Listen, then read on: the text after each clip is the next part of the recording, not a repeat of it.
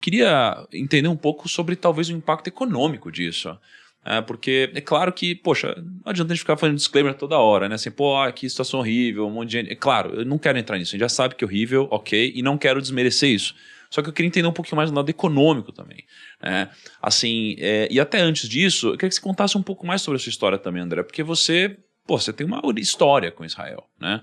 Eu queria que você contasse a sua história e depois eu queria que você ilustrasse um pouco pra gente do impacto econômico desse conflito. Porque se a gente entrar no impacto econômico de uma guerra, você vê nações que de fato se levantaram por causa de uma guerra e você tem nações que foram destruídas por causa de guerra. Sim. E o custo é muito alto, né? O investimento, e não só o custo do conflito, mas o investimento para você se preparar para um conflito que às vezes pode nunca vir, a manutenção, um poder bélico, você muda uma cultura também, né? Então assim, conta um pouquinho da sua história primeiro pra gente. Bom, eu sou judeu de pai e mãe, de família, ambos, todos os lados, 8 avós.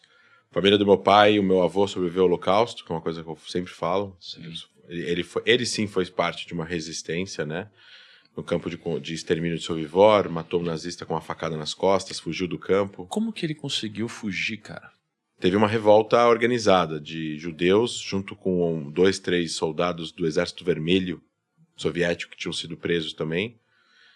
E todos estavam trabalhando no campo de extermínio. E meu avô, eles se juntaram e eles mataram os 11 oficiais da SS que estavam, cada um num lado lá no campo. Um estava no almoxerifado, um estava no refeitório. E como eles mandam, porque os guardas do campo eram poloneses, que a Polônia estava ocupada pelos nazistas. Então eles estavam lá, não que os poloneses gostavam muito dos judeus, porque eles não gostavam.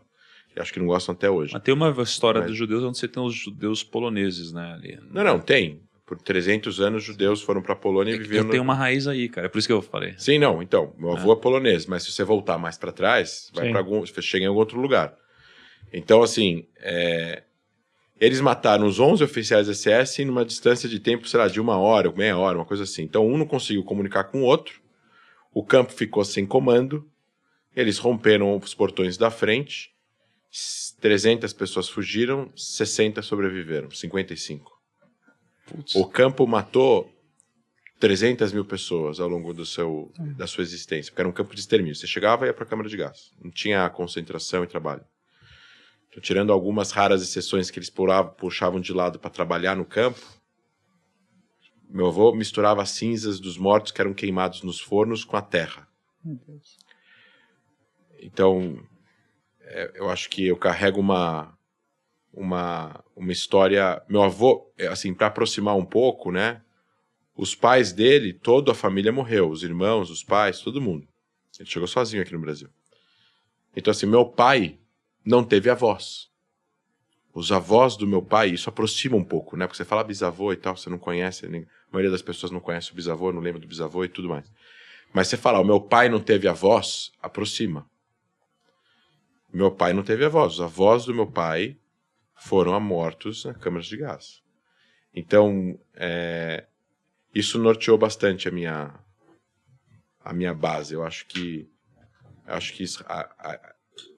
eu enfim, cresci em São Paulo. Meu avô veio para cá, conheceu minha avó, que já tinha vindo para cá antes da guerra, também polonesa.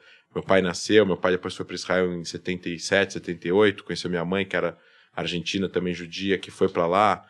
A família do meu avô e da minha avó, a polonesa e ucraniana da Argentina.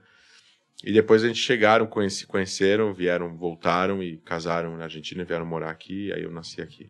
Eu tive a primeira experiência em Israel com 5 anos, em 91, a segunda experiência com 17 anos, em 2003, e depois eu imigrei para Israel em 2006 e fiquei 10 anos em Israel, onde eu estudei Government School, Governo de Diplomacia Estratégica, com especialização em Oriente Médio, fui serviço obrigatório militar, 2 anos, fui da inteligência da Força Aérea por 2 anos, passei por um conflito de 8 dias com Hamas, que Israel não entrou por terra, e foi uma guerra de 8 dias entre Israel, foi um combate aí de 8 dias entre Israel e o Hamas em 2012, eu estava no exército nessa época, e aí eu saio do exército em 2013, vou para o mestrado de contra-terrorismo e segurança nacional, também no mesmo lugar que eu tinha feito a faculdade, e aí estoura a guerra de 2014.